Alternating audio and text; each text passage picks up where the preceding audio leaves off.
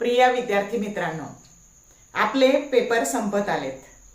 आता मुख्य पेपर जो काही आहे तो आपला बायोचा राहिलेला आहे आणि त्याच्या स्ट्रॅटेजीचा व्हिडिओ आणि आयएमपी प्रश्नाचा व्हिडिओ अपलोड केलेला आहे।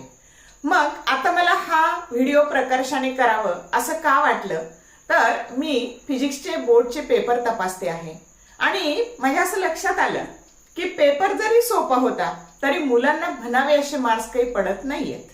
आणि म्हणून काहींना फिजिक्स अवघड गेलं, काहींना केमिस्ट्रीमध्ये रिॲक्शन जास्त आल्या होत्या, केमिस्ट्री अवघड गेलं, काहींना मॅथ्स अवघड गेलं। आणि आपल्याला जर सीईटी नीट जेई द्यायचं असेल तर आपल्याला इलिजिबल व्हावं लागतं, म्हणजे आपल्याला 3 विषय मिळून कमीत कमी 150 मार्क्स किंवा 135 मार्क्स पाडावे लागतात। आणि 135 मार्क आता आपल्या हातातून पेपर निघून गेले आणि एक पेपर आपल्या हातात राहिलाय बायोलॉजी, आणि त्याला ही सुट्टी आलेली आहे। आणि म्हणून जर आपण मनात आणलं आणि नीट अभ्यास केला तर आपण क्वालिफाय होऊ शकतो, म्हणजे आपली फिजिक्स, केमिस्ट्री आणि बायो मिळून 135 बेरीज होऊ शकते अजूनही आपण अभ्यास केला तर। आणि म्हणून 5 मिनिटं फक्त हा व्हिडिओ बघायला तुम्ही तुमचे खर्च करा, याचा तुम्हाला निश्चित फायदा होईल की काय केल्याने हा व्हिडिओ हुशार विद्यार्थ्यांना पण उपयोगी आहे, जे सर्वसामान्य आहे, ज्यांनी अजूनही सुट्टी आली तरी अभ्यास नाही केला अशांसाठी पण उपयोगी आहे। तर सर्वांनी लक्ष देऊन ऐका आणि तो नुसता ऐकू नका, तर तो उपयोगात आणा, म्हणजे तुम्हाला त्याचा फायदा होईल। किती अभ्यास झाला तर पेपर नीट रिप्रेझेंट केला नाही, सिस्टमॅटिक तुम्ही पेपर रिप्रेझेंट केला नाही तर तुम्हाला म्हणावे तसे मार्क्स पडत नाही। आणि म्हणून आहे त्या अभ्यासात कसा पेपर रिप्रेझेंट करायचा, किंवा हुशार मुलांचा खूप अभ्यास झालेला असतो पण त्यांचा पेपर कव्हर होत नाही, तर त्यासाठी काय करायचं हे सगळं मी या व्हिडिओत सांगितलेलं आहे। तर विद्यार्थी मित्रांनो, मी दीपाली कुलकर्णी देशमुख माझ्या विंग्स ऑफ फिजिक्स या चॅनलमध्ये आपलं सगळ्यांचं मनपूर्वक स्वागत करते। तर आता बघा, तुम्ही पहिले काय करायचं, तर मी फिजिक्सच्या स्ट्रॅटेजीचा पण व्हिडिओ केला होता, पेपर कसा सोडवायचा, तर त्याचाही तुम्हाला खूप उपयोग झाला। बघा, मी तिथे तुम्हाला सांगितलं होतं डायग्राम फॉर्म्युले करा, किती डायग्राम पडले आणि किती फॉर्म्युले पडले। आणि त्यामुळे इथे मी तुम्हाला सगळ्यात पहिलं काय सांगणार आहे, तो जो राहिलेला उपलब्ध वेळ आहे त्याचा आता मिनिटाचा योग्य सदुपयोग करा। मग पहिले काय करा बघा, तर तुमच्या पुस्तकातल्या टेक्स्टबुक हे अभ्यास करण्याचं सगळ्यात मोठं चांगलं साधन आहे। आणि म्हणून सगळं डायग्राम करा। बघा, गेल्या 3-4 वर्षाच्या जर तुम्ही क्वेश्चन पेपर पाहिल्या तर सरासरी 13 ते 14 मार्काला तुम्हाला फक्त डायग्राम काढायला येतात। आणि म्हणून आधी काय करा, सगळ्या डायग्रामची खूप छान प्रॅक्टिस करा, त्याच्या लेबलिंगची प्रॅक्टिस करा। आणि म्हणून पहिले सगळ्या डायग्राम करा। डायग्राम करायला फार कष्ट लागत नाही, अगदी गमतीने आपण 4-5 वेळा एक डायग्राम काढली तरी आपली ती परफेक्ट होऊ शकते। आणि म्हणून पहिलं काम काय करा, सगळ्या टेक्स्ट बुक मधल्या काय करा, पहिले डायग्राम करा। त्याच्यानंतर सगळे डिफरन्सेस करा, 6 ते 8 मार्काला तुम्हाला डिफरन्सेस येणार आहे, आणि म्हणून सगळे डिफरन्सेस करा व्यवस्थित। त्यानंतर तुम्हाला मॅच दी पेअर्स येतं, आणि म्हणून कॉलम आणि तुमच्या पुस्तकातले जे कलरफुल चार्ट आहे त्याचा नीट अभ्यास करा, ते 6 ते 8 मार्काला येतात। आणि बघा बरं, एवढ्या याच्यातच तुम्ही पास झालेला आहात। आलं का लक्षात? मग आता बघा, सगळ्या चॅप्टरचे एक्सरसाइज नीट करा। त्यानंतर जे कलरफुल बॉक्सेस आहेत तुमच्या पुस्तकातले तेही चांगले करा। आणि एवढा अभ्यास तर तुम्ही आरामशीर राहिलेल्या उपलब्ध वेळेत करू शकता। आता मात्र वेळ वाया घालू नका। आता पेपर सोडवताना काय काय काळजी घ्यायची हे सगळं मी तुम्हाला सांगणार आहे। मग आता तुमच्या क्वेश्चन पेपर मध्ये प्रश्न येतो sketch and label. Be professional, नेहमी प्रोफेशनल पेपर रायटिंग जमलं पाहिजे, आणि ते जमलं तरच तुमचं टाइम मॅनेजमेंट तुम्हाला जमतं, वेळेत तुमचा पेपर कव्हर होतो। आणि हे सगळ्यात जास्त महत्वाचं कुठे असतं, सीईटी नीट जेईला येत खूप असतं हुशार मुलांना, पण सगळे क्वेश्चन अटेम्प्ट करणं होत नाही। आणि म्हणून त्याच्यासाठी बी प्रोफेशनल, नेहमी प्रोफेशनल असावं माणसाने। आणि स्केच अँड लेबल त्याच्या पुढे मार्क पाहायचाय, हा बी सेक्शन मध्ये आलाय का, डी मध्ये जे 2-2 मार्काचे येतात तिथे आलाय का, हा सी मध्ये आलाय। स्केच अँड लेबल बी मध्ये येऊ शकतो, सी मध्ये येऊ शकतो, म्हणजे 2 मार्काला आलाय का 3 मार्काला आलाय। मग बी आणि डी सेक्शन मध्ये आला असेल 2 मार्काला तर अर्धा मार्क हा डायग्रामला आहे, आणि राहिलेला 1.5 मार्क हा एनी 3 लेबलिंगला आहे, असे मिळून 2 मार्क। आलं लक्षात? डायग्राम काढायची, त्याला किती ऍटलिस्ट किती मिनिमम 3 लेबलिंग करायचे, तेव्हा तुम्हाला 2 मार्क्स पडणार आहेत. आता बघा स्केच अँड लेबल पुढे पाहायचं. सी सेक्शन मध्ये आलं असेल 3 मार्काला, तर 1 मार्क हे डायग्रामला आहे आणि 2 मार्क हे एनी 4 लेबलिंगला आहे. म्हणजे तुमच्या अशा लक्षात आलं असेल की प्रत्येक लेबलिंग केलं की त्याला हाफ मार्क आहे. इथे असू द्या नाही तर इथे असू द्या. या पद्धतीने 3 मार्काला जर तुम्हाला डायग्राम काढायला आली सी सेक्शन मध्ये, तर असं त्याचं 3 मार्काचं डिस्ट्रीब्युशन असेल. त्यानंतर एनलिस्ट असेल तर डिस्क्राईब करायचं नाही, तिथं फक्त नावं लिहायचे. आलं का लक्षात? एनलिस्ट असेल तर सगळं डिस्क्राईब करत बसायचं नाही, फक्त नावं लिहायचे.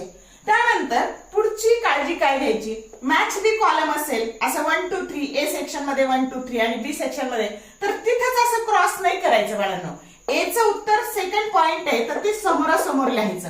बघूनच जोड्या जुळवायच्या, किती सोपं आहे. आणि 4 ते 8 मार्काला तुम्हाला 6 ते 8 मार्काला जोड्या जुळवायला येतात आणि त्यामुळे अतिशय सोपा प्रश्न आहे. याचा नीट अभ्यास करा. पुस्तकामध्ये जेवढे जेवढे मॅच दी कॉलम्सचे प्रश्न आहेत ते चांगले करा आणि अशा समोर लाईन करू नका. समजा 1चं उत्तर 2 असेल तर ते पुढे लिहा, 2चं उत्तर 3 असेल तर पुढे लिहा आणि 3चं उत्तर 1 असेल तर जे काही असेल ते लिहा.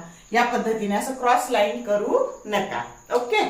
आता बघा डायग्राम बेस्ड क्वेश्चन्स असतील आणि तिथं असे बॉक्स दिले असतील आणि त्याला ए बी सी असे नावं दिले असतील, तर खाली फक्त ए च्या पुढे काय बॉक्स मध्ये येईल ते लिहायचं, बी लिहायचं, त्याच्या पुढे बॉक्स मध्ये काय येईल ते लिहायचं आणि सी च्या पुढे बॉक्स मध्ये काय येईल ते लिहायचं. आणि जर समजा फक्त बॉक्सेस दिले असतील, त्याला एबीसी असं काही मेन्शन केलं नसेल, तर तुम्ही पण तसेच बॉक्सेस काढायचे आणि या बॉक्स मध्ये काय लिहायचं, या जसे क्वेश्चन पेपर मध्ये बॉक्स आहे तसे बॉक्स काढायचे आन्सर पेपर मध्ये आणि मग त्या बॉक्स मध्ये भरायचं. म्हणजे तुम्हाला एबीसी दिलं तर जास्त सोपं. ए मध्ये काय डायरेक्टली तुम्ही लिहू शकता आणि नसेल तर असे बॉक्सेस काढायचे आणि मग तिथं काय लिहायचं ते लिहायचं. समजलं?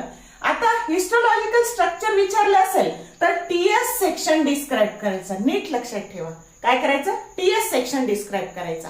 त्यानंतर ड्रॉ नीट लेबल्ड डायग्राम असं जर आलं तर बघा डायग्राम हा बायोलॉजीचा आत्मा आहे. बघा सुंदर सुंदर डायग्राम तुम्ही काढल्या तर तुमचा पेपर हा अतिशय सुबक, आकर्षक आणि परीक्षकाच्या नजरेत भरणारा असतो आणि म्हणून डायग्राम ह्या खूप छान काढण्याचा प्रयत्न करा. मग प्रॉपर डायग्राम काढला ना की चित्रकारासारख्या पेनने नाही काढायच्या, त्या कशाने काढायच्या? ड्रॉ विथ पेन्सिल, पेन्सिलनेच काढायच्या.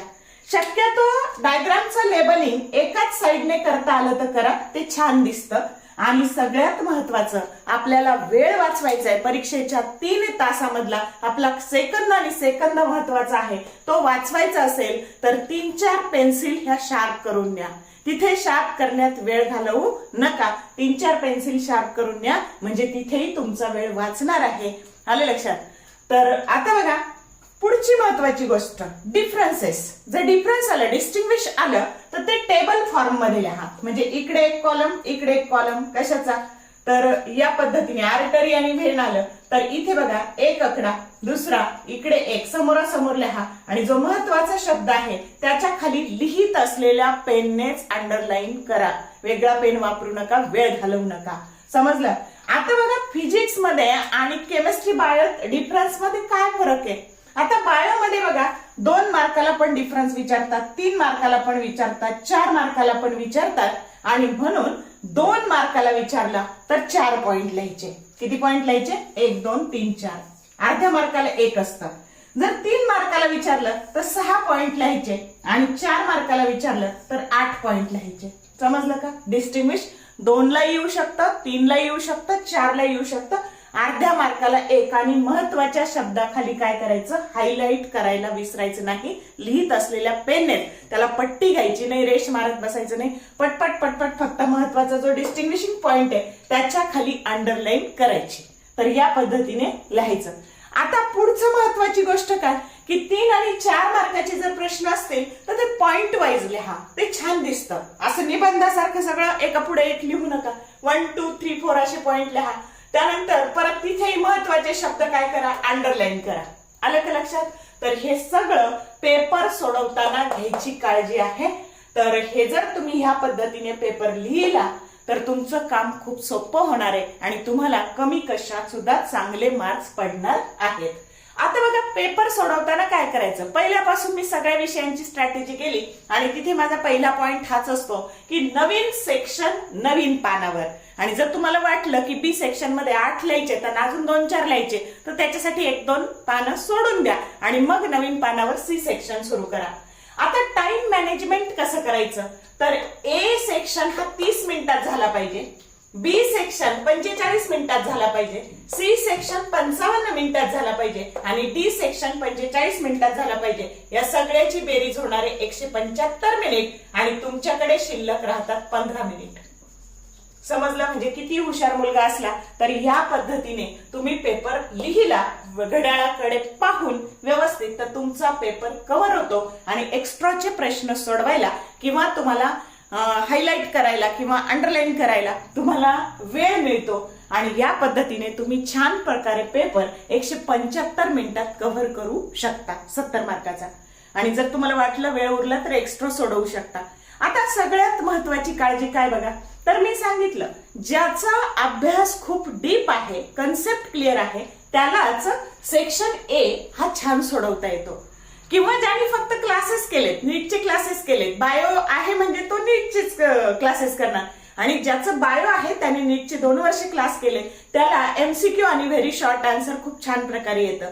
अन्यथा ज्याने अभ्यास केला नाही किंवा ज्याचा डीप स्टडी नाही त्याला ए सेक्शन येत नाही. आणि म्हणून ए सेक्शन पाहिलं आणि त्याच्यात विचित्र विचित्र प्रश्न पाहिले, आपण अनोळखी असे प्रश्न पाहिले की आपल्याला ब्लँक व्हायला होतं आणि आपलं आहे ते जे काही आहे तो अभ्यास केलेला पण अभ्यास विसरून जातो. आता आपल्याला आतापर्यंत अंदाज येऊन गेलाय की आपल्याला ए सेक्शन येतो का नाही येत. मग येत नसेल ना तर डायरेक्ट बी जो सेक्शन तुम्हाला चांगला येतो त्याच्यापासून सोडवायला सुरुवात करा. एखाद्याला डी सेक्शन चांगला जमतोय तर सुरू करा ना डी, कारण पहिले 3-4 पानं जर छान तुमच्याकडून लिहिले गेले तर एक्झामिनरवर तुमचं इम्प्रेशन पडतं आणि नकळतपणे तुम्हाला सहानुभूतीचे 1-2 मार्क त्याच्या हातून एक्स्ट्राचे तुम्हाला मिळून जातात. म्हणून जो सेक्शन ह्या 3 मध्ये ए जर करायचा नसेल तर ह्या 3 मध्ये जो सेक्शन तुम्हाला चांगला येतो त्याने तुम्ही सुरुवात करू शकता.